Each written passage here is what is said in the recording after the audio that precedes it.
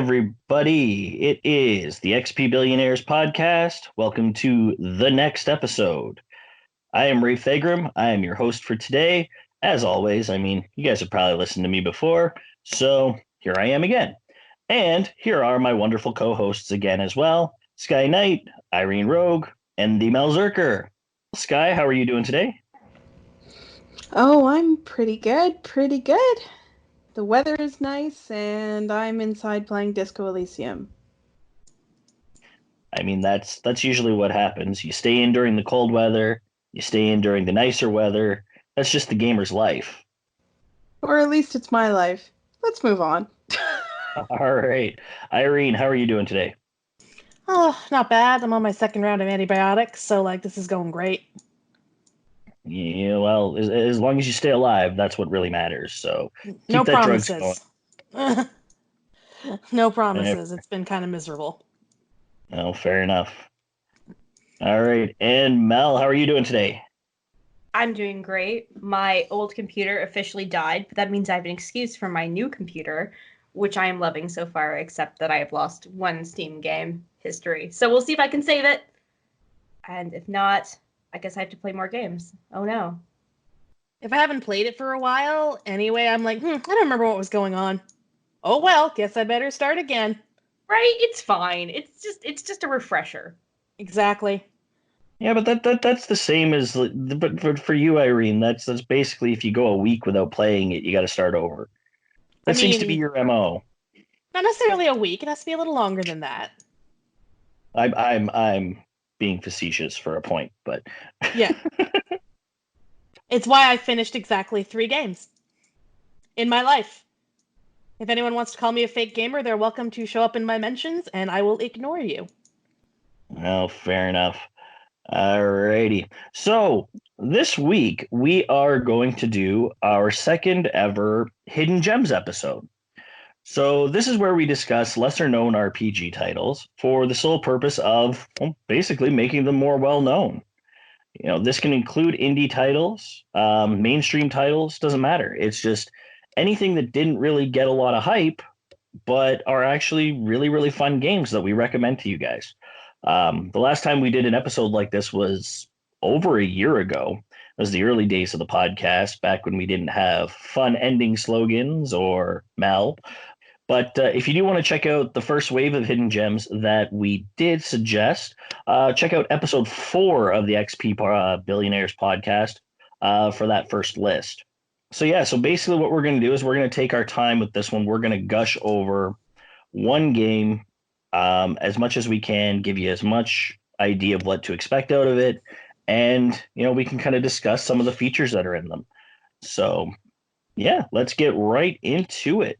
I get to draw the short straw this time, so I'm super excited. I get to start. You're probably already tired of listening to me, but oh well, too bad. All right, so for the first choice of this episode, I have selected White Knight Chronicles 1 and 2. This is a level 5 title, originally released for the PS3. I was reminded of this pair of games on Twitter not that long ago.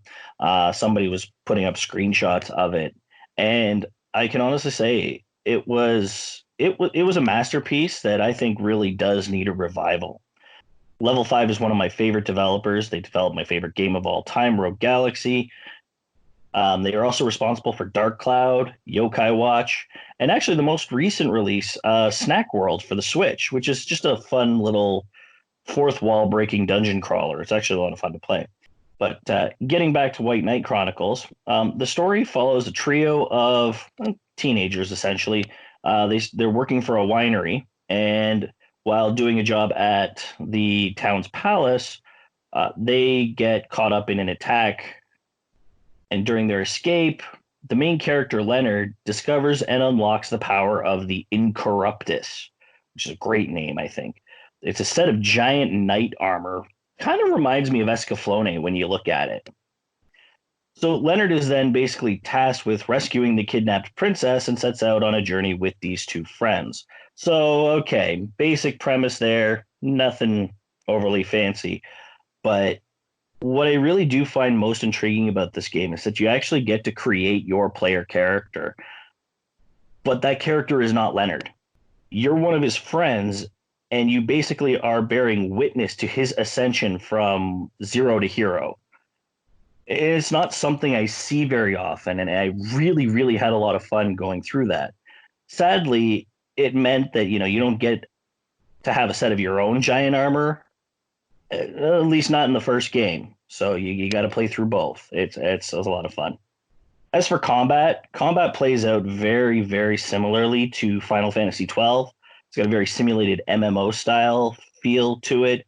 You also get to create your own attack combos and combine them into kind of a one button combo system. It's actually really creative. It's convenient all at the same time. Like, I don't know, the scale of these two games were fantastic. I had so much fun playing through them. And last real thing about it, there is a very, very henshin feel to transforming into these knights. Not really sure why I enjoy it, but if you know me, you probably do know why. So, like, I wanted to go back to one of the things you said about it, which was the narrator being sort of like this side character and like the combat feeling very Final Fantasy 12. Well, that's actually also very Final Fantasy 12 because, the narrator for Final Fantasy 12 was Vaughn. He was irrelevant. I think perhaps White Knight Chronicles nailed it a lot better than they did with Final Fantasy 12 because, like, I wanted to like him, but like they managed to not necessarily integrate him very well. It sounds like they did a better job with this game. In a way, like it was very obvious what was happening once Leonard ended up with the Incorruptus. But like what happened with Vaughn is that he was actually a plot character. He had his own story, he had his own dialogue. It wasn't necessarily the main story, of course, like we clearly know that that's not the case. But in this case, you have a silent protagonist, CAC character as your main character. And you can actually switch. You can play as whoever you want in your party. So your CAC could just be a random, AI controlled system just based on whatever you built him to be. But yeah, it's just I don't know. I think it fit a lot better with having this silent protagonist narrating your journey in this case. But that's actually a better fit for this sort of like narrator who's not the center of the story. Because in their attempt to try and in their attempt to have this character who was a plot character be the center of the story, but actually not the center of the story, it made it more confusing. Like, I kept waiting for him to have his big hero moment, and he just never really did. He was always just sort of tagging along, and it made it kind of frustrating, in a way. So I'm glad that they managed to like avoid that by using this silent protagonist sort of approach.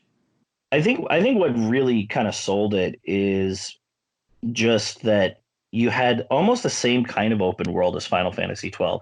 I mean, it's really hard to reference any other game to White Knight Chronicles right now because the fit is almost perfect in this case.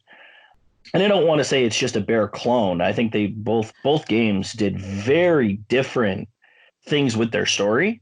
Oh, 100%. Like they despite having similar mechanics, they went in very different directions. And that's the thing. It's like it's the closest analog I can get to in terms of like gameplay and feel from your description.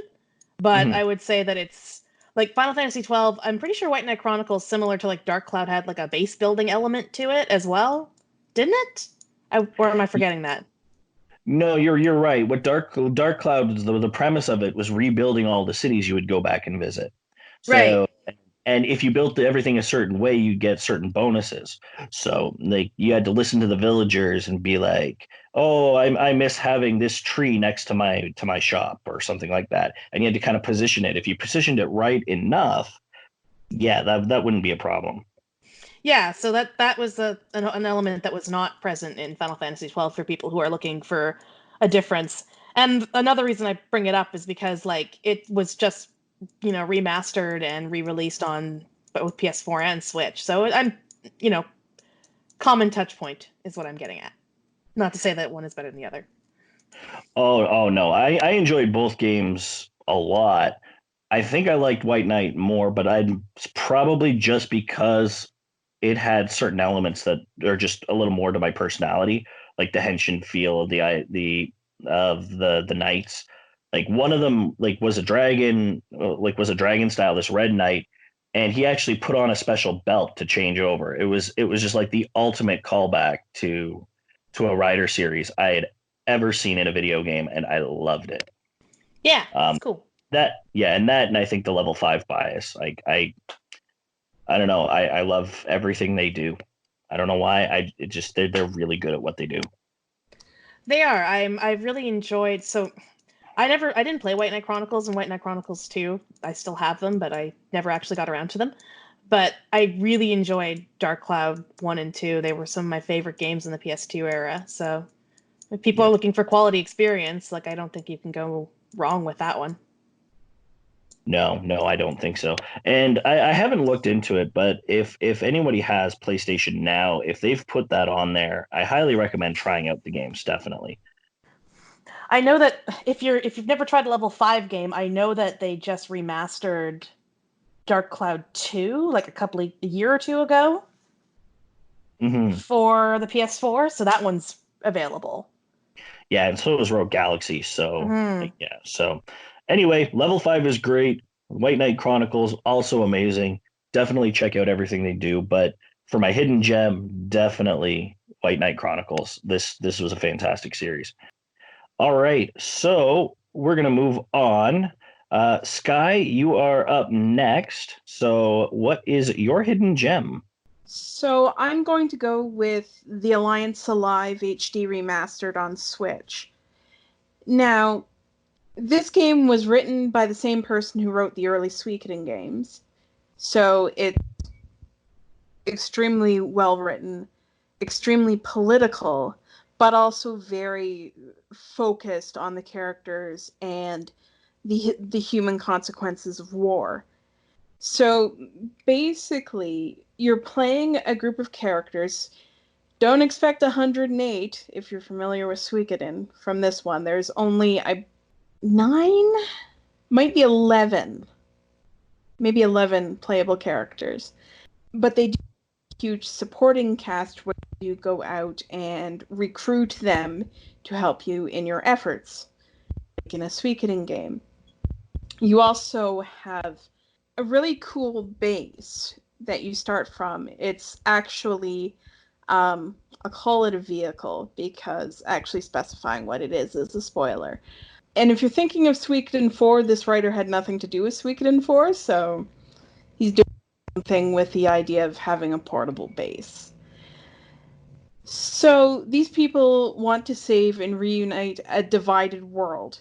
Uh, it is both literally divided and divided into different classes.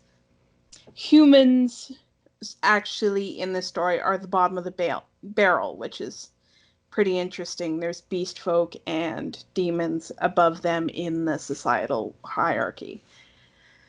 So, political commentary. Games are political, people. That's just the way it is. And it's full of it, and I love it.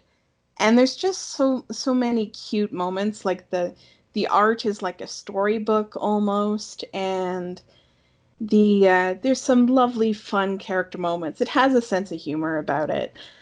There's one incredibly serious character that, for example, that you get drunk at one point, and he turns out to be the life of the party. So it's not all doom and gloom. So if you can pick this up, I really do recommend it. It didn't get a lot of notice on either release, so either on the 3DS where it was originally released or on the Switch. But if you could find a copy of either, depending on what systems you have, I do recommend it. Yeah, it's very cute. I noticed like what little I've played. It's kind of like they took the sprites that like some of the remastered Final Fantasy games for the DS. They kind of took that sprite style and really made them a little more colorful, a little bit more cartoony. It was really adorable. Actually, you're right about the storybook feel. It's really, really colorful. It's really vibrant, even in some of the darker areas too. So, hey, a game with color, everybody. This is great. Yeah, and it manages to be that without taking away from the more intense, serious moments of the game, which I quite like. And if anyone's curious, the writer actually joined Twitter recently. The guy who wrote the story for this game, and he is wonderful on Twitter. Oh, that's awesome. That's awesome. All right. Yeah, no, that's an excellent choice for a hidden gem. So I remember we had trouble finding even the remaster. So yeah, definitely a good choice. All right. Irene, do you have anything for us? Well, I thought and thought and thought about this, and I couldn't really come up with an RPG per se. There was a sort of like side-scrolling adventure game that I thought was very interesting, but it did get a bit of press when it released, but I don't know if I've heard much about it since. Anyway, unless you guys want me to talk about that, then I can. I mean, might as well have something. So yeah, go for it. All right. Well, it's a game that called The Missing, right? I don't know if I think I talked about it at least with you two, maybe offline. Has anybody else heard of it? Nope. Does But I'm ring- excited to. It rings a bell. Oh God, there's actually a subtitle to it, and I can't quite remember. It's very long. Give me half a second. I'm just gonna Google it real quick. Yes, here it is. The Missing J.J. McField and the Island of Memories. So it's about a girl who wakes up on an island and finds that her best friend and love interest is missing, and she has to go rescue her. But as you progress through the game, the key mechanic is that JJ can't die, and you use that to your advantage in somewhat disturbing and upsetting ways. I remember what this is now. This is where you can like rip off her head and throw it to under a door or something. Yes, so that's the key mechanic essentially. At one point, very early on in the game, she gets struck by lightning and is horrified to find that she's not dead. Like she's died and she's come back to life. Like she's just like pulled herself back together. And like for most characters, like in video games where this happens, they like kind of move on and do nothing. No, she cries for like a solid 10 minutes. Like you would. And yeah, the key mechanic is that you can like activate switches that are far away by tearing off an arm and throwing it, or like leaving behind a part of your body so that it's heavy enough to like activate a switch while you crawl through and you like pull yourself back together on the other side. Gross, but interesting. Yeah, it was an interesting game because it kind of threw in the face like all of the shit that we expect video game protagonists to go through and like not come out completely unscathed. Like a little bit, it's a bit Darkest Dungeons in that regard, and I kind of enjoyed it for that. But at the same time, like, I don't know, it drove it home a little bit more poignantly because like Darkest Dungeon, the whole point was to avoid this stuff, and it was like, no, you do not have a choice. You're gonna have to get in there and start tearing, or like throwing yourself on a saw so you can get a specific part of your body cut off. Or it was pretty harrowing at times, but also like keenly interesting. Also, for those of you who don't know, and nice little representation thing, JJ is trans, so like, yay. Representation, gotta love it. Yep, and it's not like necessarily, it's not buried, but it's not like up in front and center either. You have to play long enough to actually like get to know her as a person to understand all this. It was a really interesting game, and I recommend people who are fans of platformers totally pick it up. It's a very different kind of platformer. Definitely has its unique takes. So yeah, definitely. Alrighty, so we'll move right on to our last hidden gem of the day or evening, depending on when you're listening to us. Mel, what have you got for us? I'm super excited because I actually forgot about this game, and I was like, oh my god, I have to talk about Open Sorcery. Haven't you guys played it? No. Oh, No, okay. actually. You're in for a treat. Open Sorcery is a lovely game. It originally came out on phones, and you can buy it for under $5. So it's really, really good. The game is only kind of 7 days of plot, and then you kind of repeat the game trying to solve the puzzles with the clues and the knowledge you have. So lots of replayability, really fun game. So the premise of it, it's a game about technology, magic, and becoming a person. So you play as a firewall, and you are trying to protect your network. So you start off having met your two designers, Decker and Janet, and they have designed you to help protect a few different locations, and they're just kind of testing you out. So you protect both of their houses, but you also protect a high school and a retirement home. And basically, the whole point of the game is going between these locations, scanning for threats and trying to fight them. But kind of the interesting nuance of this game is that it treats code as if it is also magic. So when you meet, for example, you play a firewall. So the way that the game does its kind of combat, I guess, mechanic is that everything that you are and that you see has both matter and motive. So matter is what you imagine, like it's made of air or earth or fire. And its motive is why it does what it does. It's either doing it out of a want for life or death or order or chaos or love or fear. So as the firewall, you are made of fire and your motive is order. You want to bring order to the world around you. And one of the first characters you meet is a worm in your system, and it's also made of fire, but it's about chaos. And you get to kind of talk to it and get to know it, and you can actually convince it to leave if you want. You can explain what you are, what it is, and eventually become friends. You can also just burn it with fire, because part of the point of being a firewall is you can just burn things if they are problematic. So you move through all these different locations dealing with these different threats, but some of the threats aren't things like, hacked technology. Some of them are emotions. So there is a girl at the high school who is really, really seriously dealing with depression. And you can keep visiting the high school and see her struggling in different ways, and you can pick up on a little bit of what's going on with her, but you also sort of lack the context to understand what's really going on. So you can call upon other people to offer support. So you could, let's say, go to Janet, one of your creators, and say, this child is struggling. I don't know what's happening. I think she needs help. And then you can send that person there. And ultimately, that's the premise of the game, is you make enough friends and they trust you enough that when the big kind of climax of the game happens, you can send them to support each other in the way that's best. It's really interesting. Decker has a really, really sad story about how his husband has passed away and he's still dealing with the loss of that, and he's very distant. Janet's little brother has a monster in his closet that you can help him face and eventually maybe even befriend if you figure out how to do it.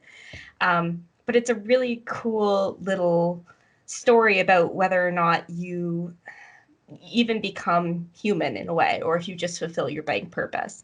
You actually have to report to your creators whether or not you're growing sentient, and whether or not you decide to do that, whether you decide to listen in on conversations they're having, all have an impact on that. So it's a really, really fun game. It's the last kind of moment of the game when you're doing kind of the final boss is actually timed, so it can be pretty stressful. But you're trying to save everyone that you can and do your best to protect them, because that's what you were created to do.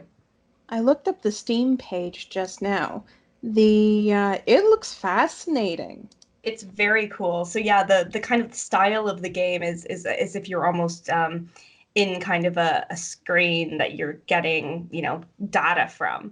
So it's all very like black with white text on it. You actually like change the view of it and access your control panel. Like it's very kind of point and click. There is some images throughout the story, but primarily it's this very Almost DOS-like format. yeah, exactly. And you can click on certain things to learn more.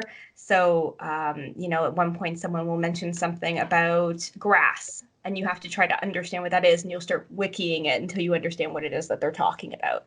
So over time, your character can learn different things. There's actually, at one point, you can end up in the Fae court, and you can accidentally, if you give them your name, you can end up in some trouble. So there's actually some pretty cool fantasy elements to it too, but I really love the way they pair this, like, yeah, old school, like CSS style, like, or C++ coding, along with this like fantasy element world. That's the pun. The game is also very much loves puns, so that's why it's open source, but also sorcery. She loves her puns, Abigail Get it. Horfman. She's a fantastic designer. She also made another game, which is very cute, called 17 Ways to Kill a Vampire in McDonald's. So she's really does these kind of like hilarious comical. So like one of the things you can do in that game is you can, stuff toilet paper in the sink and make a river so that the vampire can't cross the moving water and get to you. It's just, she loves her puns, and bless her, she does some really, really interesting stuff with it. No, that's really cool. When I've got some time to put towards something, I may look into that, because that looks really interesting. And like you can play sorcery. Open sorcery. source. Yep, it's a horrible pun. If you do not like puns, you will struggle with this game, because she full out acknowledges early on that it's one of the premises of the game is the pun, and you can tell that she sort of realized the connection and was like, I can do a game about that. And she's making a sequel, which I'm really excited about. If you follow her on Facebook or anything, she'll talk about kind of her process of doing it. But she does it in her free time. So she posted one, I think, around Christmas saying, well, I just learned a new thing about coding and now I have to redo half the game. So, yep. Yeah, I see something here that says open sorcery C, as in ocean, plus plus. Yeah, oh my C++ God. is the sequel. Delightful. Yeah. She's just a delightful human being, and it's just a lovely game, and it's a really, really good intro game for someone who's maybe not into some of the heavier games, or there's no heavy combat or anything like that. You can play it on your phone. I will say that like some of the scenes really struck me emotionally. Like it's very much a very powerful story, but like as far as like entry to go to play it, it's got a very, very low kind of entry point. And you see a word that's in red and you're like, I don't know what that means, so you click on it, and it kind of walks you through the steps of how to play a game. No, that sounds fascinating. So yeah, that's a great choice. I think we really kind of nailed it this time around. So this has been really good. But I think this will be a good point to end it off. We've given you our next list of hidden gems, and I'm sure we'll come up with some more in the future. We'll definitely give you more ideas on that. But in the meantime, if you have any hidden gems you want to suggest to us, definitely send that off and let us know. You can find me on Twitter at BillionairesXP. You can check out some of my random images on Instagram at Rafe Thegram, or you can check out my weekly streams Wednesday nights, 7 p.m. Eastern. Also at Rafe Thegram on Twitch. Sky, where can everyone find you? I'm at SkyKnightXP on Twitter and Twitch, skyknight.xp on Instagram, where you'll find most of my sim stuff, but most of everything else is on Twitter. And I stream on Tuesday nights, 7 p.m. Eastern. All right, Irene, where can everyone find you? Well, you can find me at irogue_XP on Twitter and Twitch, normally streaming on Thursdays. And Mel, where can everyone find you? You can find me on Instagram and Facebook at Feminist Gamer, on Twitter at FeministGamer3, and I also do a D&D actual play podcast called Darkness and Dragons, and you can watch us on Twitch Wednesday nights, and we're also on YouTube and podcasts as well. Fantastic. All right, and don't forget to check out our quickfire reviews, written work, and other schedules on our website. That's xpbillionaires.wordpress.com. And our monthly newsletter is out now. By all means, check that out on our coffee page. That's coffee.com/xpbillionaires.